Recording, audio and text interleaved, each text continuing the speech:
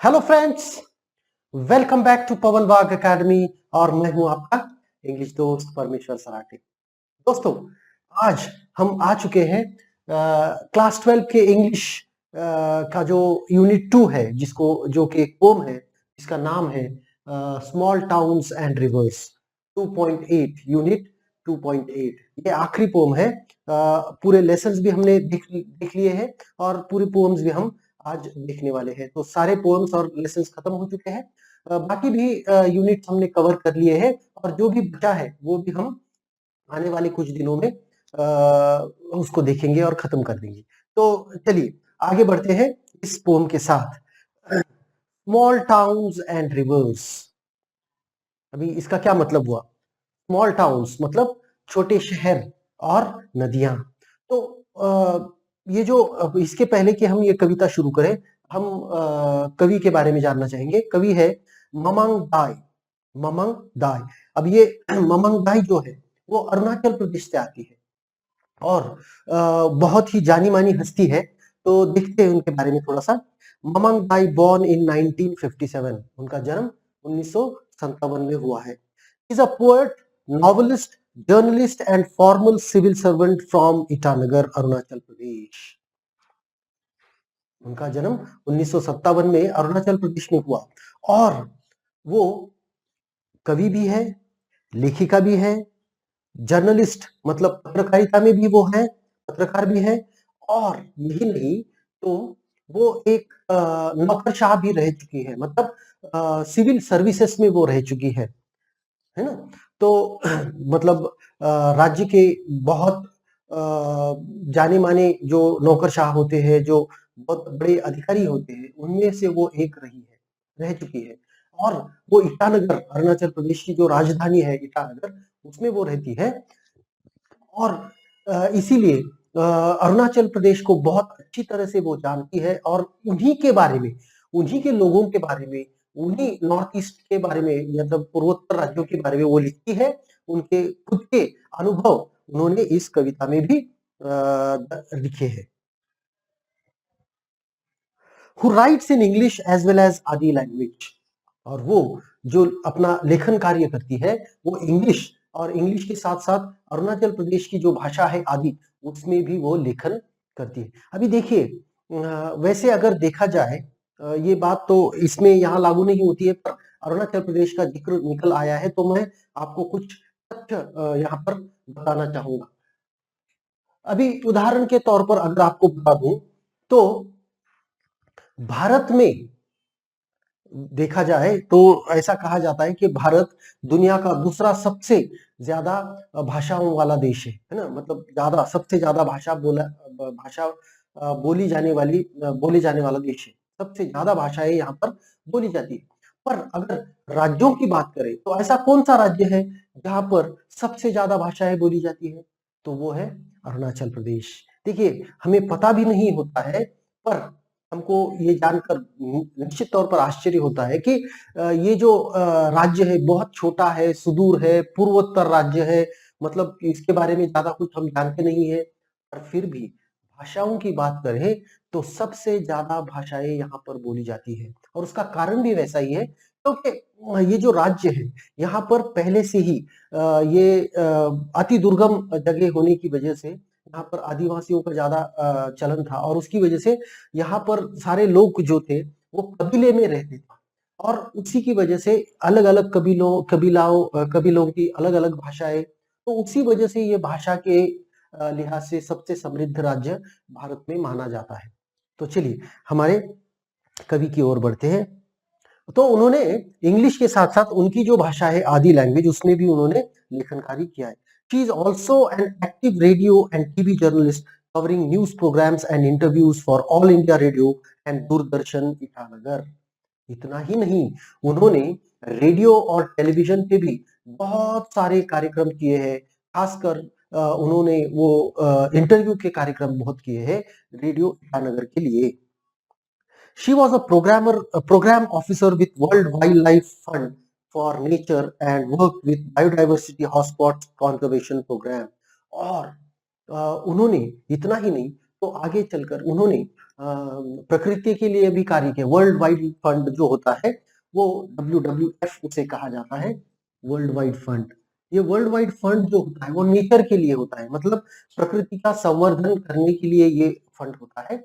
और इसमें काम करने वाले लोग प्रकृति को किस तरह से संजोया जा सकता है उसके बारे में सोच करके उसी दिशा में वो कार्य करते हैं।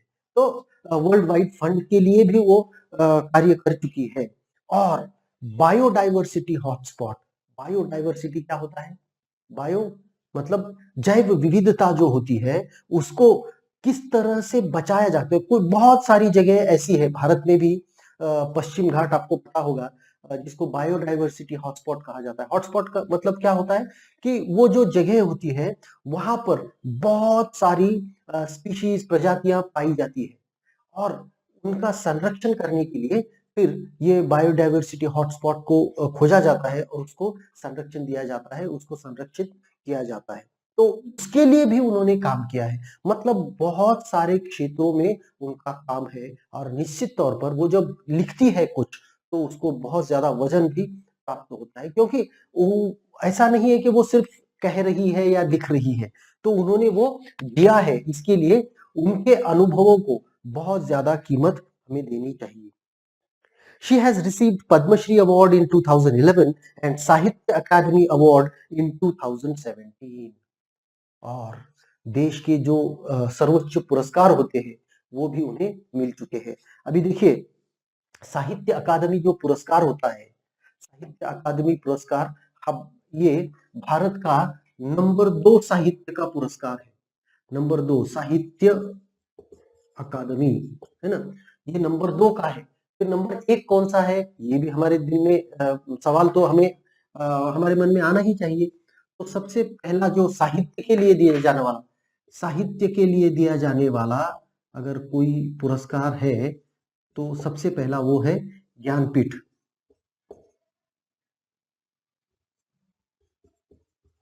ज्ञानपीठ पुरस्कार है ना, ज्ञानपीठ पुरस्कार सबसे बड़ा पुरस्कार होता है साहित्य के लिए और साहित्य अकादमी का नंबर 2 होता है। और अगर हम दूसरे पुरस्कारों की बात करें तो अपने सामाजिक कार्य के लिए या फिर किसी क्षेत्र में विशेष कार्य करने के लिए जो पुरस्कार दिए जाते हैं, तो उसमें सबसे पहला पुरस्कार, सबसे बड़ा पुरस्कार होता है भारत रत्न, है ना, भारत रत्न। दूसरा होता है पद्म विभूषण, तीसरा होता है पद्म भूषण और चौथा होता है पद्मश्री। तो उनको साहित्य के लिए भी पुरस्कार मिल चुका है, साहित्य अकादमी अकादमी का पुरस्कार 2017 में, और 2011 में उनके उस कार्य के लिए जो भी उन्होंने काम किया है उस कार्य के लिए उनको पद्मश्री पुरस्कार भी 2011 में मिल चुका है। Mamang Dai is a strong voice from North East. पूर्वोत्तर राज्यों से आने वाली वो बहुत ही जानी मानी हस्ती है या फिर बहुत ही वजनदार आवाज उनको माना जाता है। A writer and a poet par excellence whose work has a fragrance of her land and her people। और वो एक बहुत ही अच्छी लेखिका मानी जाती है, एक कवियत्री मानी जाती है, क्योंकि उनके लेखन से, उनके कविता से उनके लोगों की और उनके जगहों की खुशबू आती है। समझ में आ रहा है क्या? ठीक है, चलिए आगे बढ़ते हैं।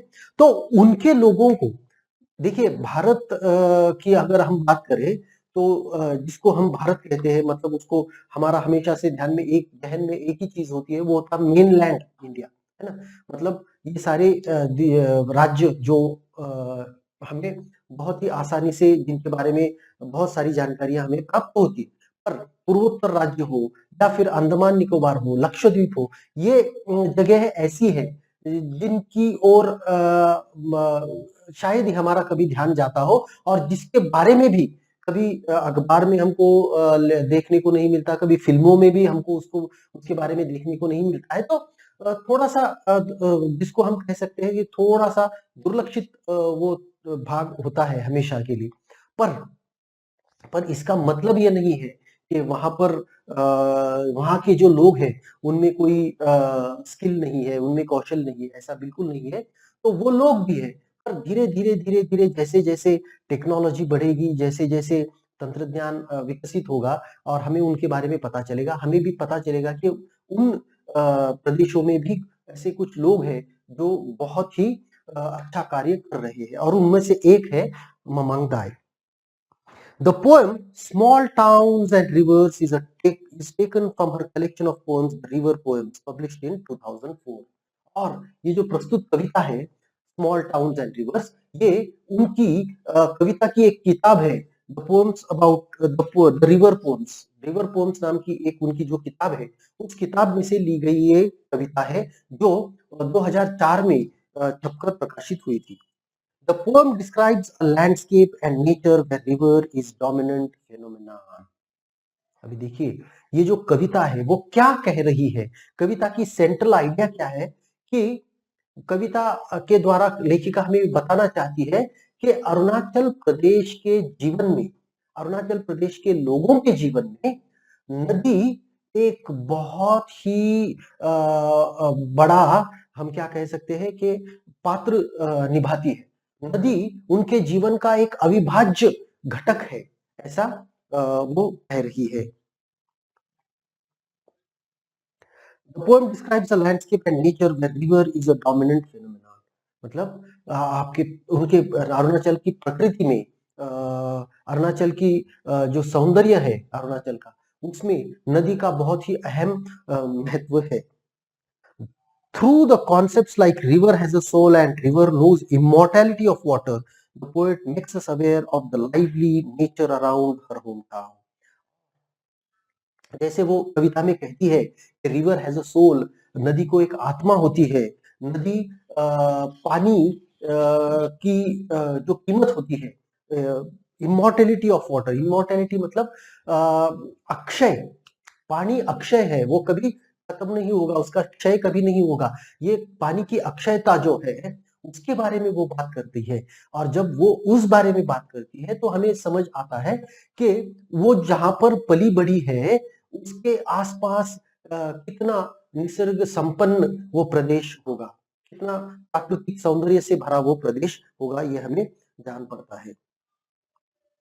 इन her home town Pasighat and eternity of natural elements, और उनका जो शहर है पासीघाट, उसके आसपास कितना प्राकृतिक सौंदर्य से भरपूर वो प्रदेश है और कि ये जो निसर्ग या प्रकृति होती है उसका हमारे जीवन में जो कार्य होता है, हमारे जीवन में वो जो रोल प्ले करता है वो कितना बड़ा होता है, ये उनकी कविता से हमें जान पड़ता है।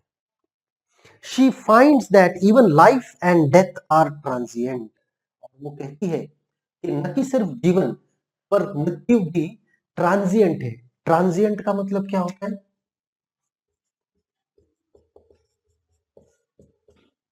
ट्रांजिएंट का मतलब होता है कि क्षण भंगुर, है ना, जो क्षणों के लिए रहता है, क्षण में ही समाप्त हो जाता है। भले ही आप जीवन कहो, वैसे देखा जाए जीवन वो क्या वो कहती है कि जीवन और मृत्यु दोनों भी क्षणिक है, क्षणिक है। वो उसी समय मृत्यु, कोई आदमी अपना जीवन खत्म करके मृत्यु लोक की यात्रा करना शुरू कर देता है तो वो क्षण होता है जहां पर उसका जीवन खत्म हो जाता है और उसकी मृत्यु लोक की यात्रा शुरू हो जाती है। तो वो उनका कहना है कि वो मृत्यु हो या फिर जीवन हो, ये क्षणिक है और मृत्यु जब क्षणिक है तो जीवन भी क्षणिक है। क्यों कि अगर आप पृथ्वी का इतिहास देखोगे तो उसमें एक आदमी का जीवन होता है 60, 70, 80 सालों का, उसमें वो बहुत ही मामूली सा है ना। तो उनका मानना ऐसा है कि जीवन, ना ही सिर्फ जीवन बल्कि मृत्यु भी क्षणिक है। The poem is based on the belief of the tribal people from the northeast that the souls of beloved ones always continue to dwell in the natural elements around.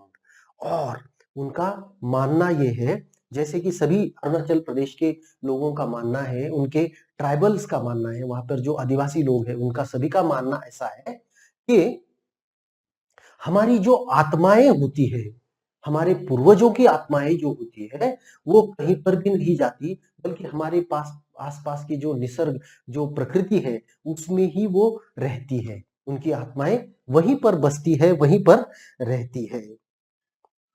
So she remembers death when she sees the towns. और इसीलिए जब कभी वो छोटा सा शहर देखती है तो उनको मृत्यु की याद आती है।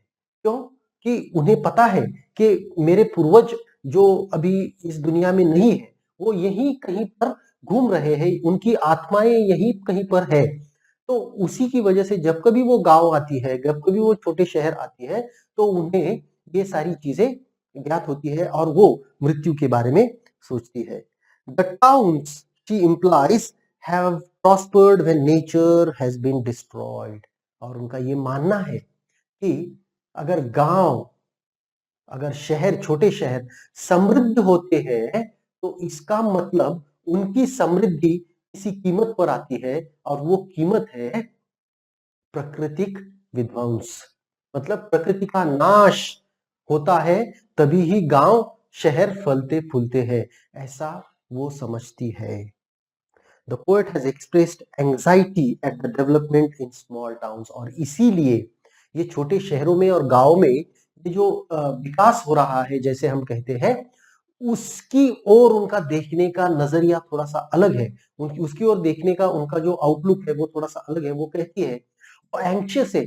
एंग्शियस है मतलब वो हमेशा से उनको थोड़ा सा डर सताए रहता है कि ये विकास तो कर रहे हैं, ये प्रगति तो कर रहे हैं, समृद्धि तो उनमें आ रही है, पर किस कीमत पर आ रही है? जो कीमत हम उसके लिए चुका रहे हैं वो उस समृद्धि से बहुत ज्यादा है, ऐसा उन्हें लगता है। और इसीलिए उनको डर कहीं ना कहीं उनके मन में हुए है कि ये क्या हो रहा है। ठीक है, तो चलिए फिर आगे बढ़ते हैं कविता के साथ। Small towns and reverse.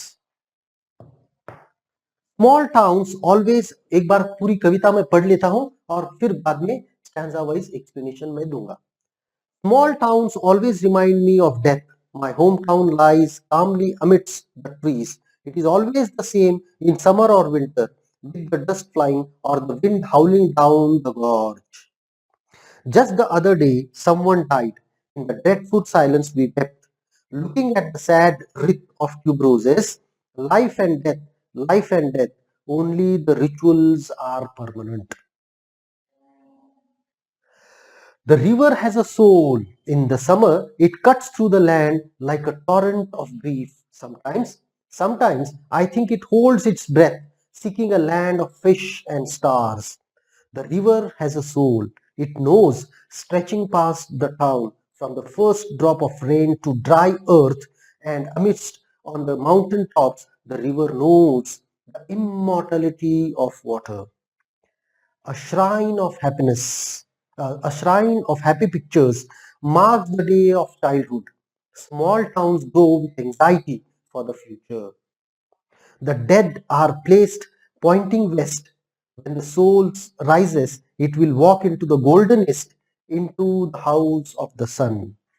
In the cool bamboo stored in sunlight, life matters like this. In small towns by the river, we all want to walk with gods. चलो, तो ये जो कुछ भी वो कह रही है, ये सारा कुछ उनका खुद का अनुभव है, और उस अनुभव के आधार पर ही वो इस कविता को उन्होंने लिखा है। Small towns always remind me of death. My hometown lies calmly amidst the trees. और वो कहती है कि छोटे छोटे शहर मुझे हमेशा से ही मृत्यु की याद दिलाते आए हैं। माई होम टाउन, मेरा जो शहर है, मेरा जो गांव है, lies comely amidst the trees. और मेरा जो शहर है वो बहुत ही शांत है और बहुत सारे पेड़ों के बीच वो बसा है। It is always the same, और वो हमेशा से ही वैसा ही है, उसमें कोई भी बदलाव नहीं हुआ है। इन समर और विंटर, भले ही वो गर्मी के दिन हो, भले ही वो सर्दी के दिन हो, कोई भी मौसम हो, वो कभी बदलता नहीं है। विद द डस्ट फ्लाइंग और the wind हाउलिंग down the gorge. सिर्फ उसमें बदलाव क्या होता है, कभी कभी उसकी वहां पर धूल उड़ती रहती है। और कभी कभी विंड विंड जो है मतलब कभी कभी बहुत जोरों की हवाएं चलने लगती है, और इस वजह से वो हवाएं जो चलती है वो बहुत ज्यादा आवाज करते हुए, हाउलिंग हाउलिंग का मतलब क्या होता है? विंड हाउलिंग, हाउलिंग मतलब चिल्लाना, मतलब बहुत जोरों की हवाएं चलती है, बहुत ज्यादा आवाज करते हुए वो चलती है, और बहुत ज्यादा आवाज करते हुए वो चलती है, और बहुत ही ज्यादा भयानक वो दृश्य होता है। Wind हाउलिंग down the gorge, gorge का मतलब क्या होता है? गॉर्ज का मतलब होता है घाटी, है ना? मतलब पे जहां पर हम पहाड़ होते हैं, पहाड़ों के बीच में जो बड़ी बड़ी घाटियां होती है, उसमें वो बहता हुआ जाता है, और हवाएं भी चलती है, तेज चलती है, और ऊपर से पहाड़ों से आती है और नीचे ढलानों पर बहती रहती है। Just the other day someone died, और ऐसे ही किसी दिन एक किसी हमारे पहचान वाले की मृत्यु हो गई। In the dreadful silence we wept, और उसी ड्रेडफुल, ड्रेडफुल का क्या मतलब होता है?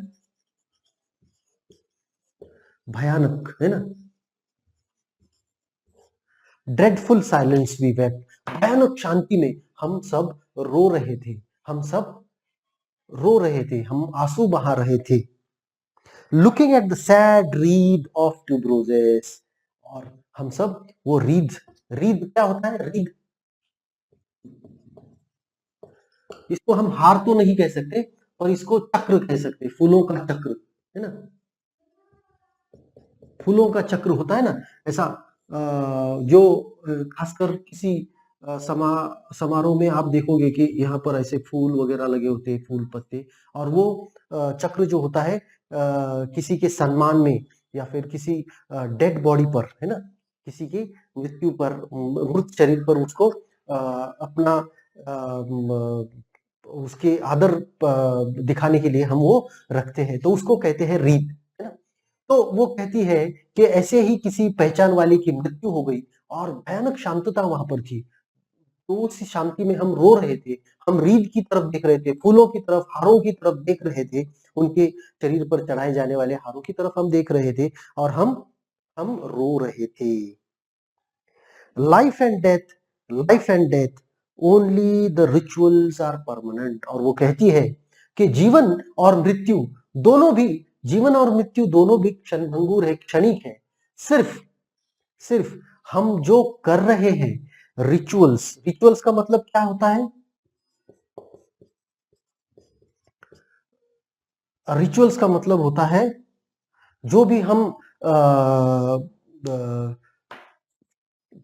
जो भी हम करते हैं, मतलब जो कुछ भी हम, हमारी परंपराएं है ना, परंपराएं, रिचुअल्स मतलब परंपरा, जो भी पारंपरिक कार्य हम करते हैं, कि मतलब अगर किसी की मृत्यु हो गई तो उसको उस एक परंपरा के तहत हम उसको अग्नि डाल देना वगैरह वगैरह जो होता है, वो सब चीजें होती रहती है। तो उसको, तो वो कहती है कि लाइफ एंड डेथ, जीवन और मृत्यु दोनों भी क्षणभंगुर है, क्षणिक है, और सिर्फ अगर कोई चीज बहुत ज्यादा अक्षय है, बहुत ज्यादा टिकी रहने वाली है, तो वो है रिचुअल्स, वो है हमारी परंपराएं। सिर्फ हमारी परंपराएं ये अक्षण है, नहीं तो सारी चीजें, जीवन और मृत्यु दोनों भी क्षणिक है।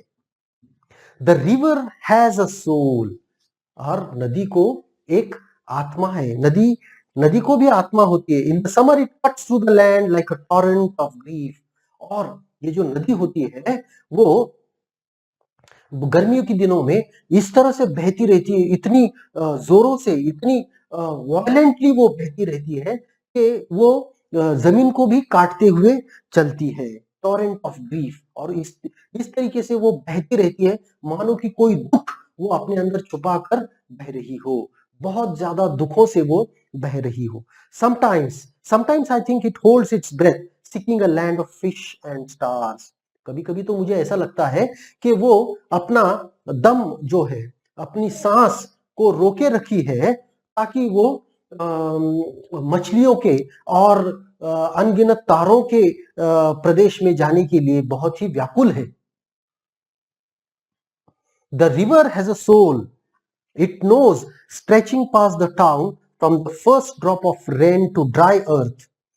और नदी को आत्मा है, उसे पता है तो कि बारिश के पहली बूंद से उसने पानी को देखा है, और जब ये नदी पूरी तरह से बह चुकी होती है और उसमें कोई भी पानी नहीं होता है, तो जो ड्राई लैंड होती है, मतलब वो जो जमीन होती है, पानी के अभाव में जो जमीन होती है, and the mist on the mountain top, और जब कभी हमारे पर्वतों पर घना कोहरा छाया हुआ होता है, नदी को सब कुछ पता होता है। नदी को पता है कि पानी अक्षय है, पानी कभी खत्म नहीं होगा। इमॉर्टैलिटी ऑफ रिवर वाटर, पानी क्या, पानी क्षणिक नहीं है, पानी बहुत दिनों तक या हमारे जीवन के बाद भी रहने वाला है। A shrine of happy pictures marks the days of childhood. और जैसे कि कोई आश्रम में मेरा जो बचपन गुजरा है, वो कोई मानो कि ऐसा आश्रम है जहां पर जिसे किसी ने पेंट करके रखा हो, है ना, चित्र में होता है एक बहुत ही आदर्श, ऐसा कोई आश्रम था जहां पर मेरा बचपन गुजरा है। Small town grow with anxiety for the future. पर ये जो छोटे छोटे शहर होते हैं, गांव होते हैं, वो जब प्रगति करते हैं, वो जब उनका विकास होता है, तो उनके मस्तिष्क में हमेशा से डर रहता है, एंजाइटी रहती है कि आगे क्या होगा, कल क्या होगा। इस तरह का डर उनको हमेशा ही सताता रहता है, क्योंकि उन्हें पता होता है कि हम ये जो प्रगति कर रहे हैं, ये जो विकास हमारा हो रहा है, इसकी कीमत हमें एक ना एक दिन चुकानी ही होगी, और वो क्या कीमत होगी पता नहीं, है ना। तो इसीलिए उनके मन में हमेशा से वो एक तरह का डर होता है।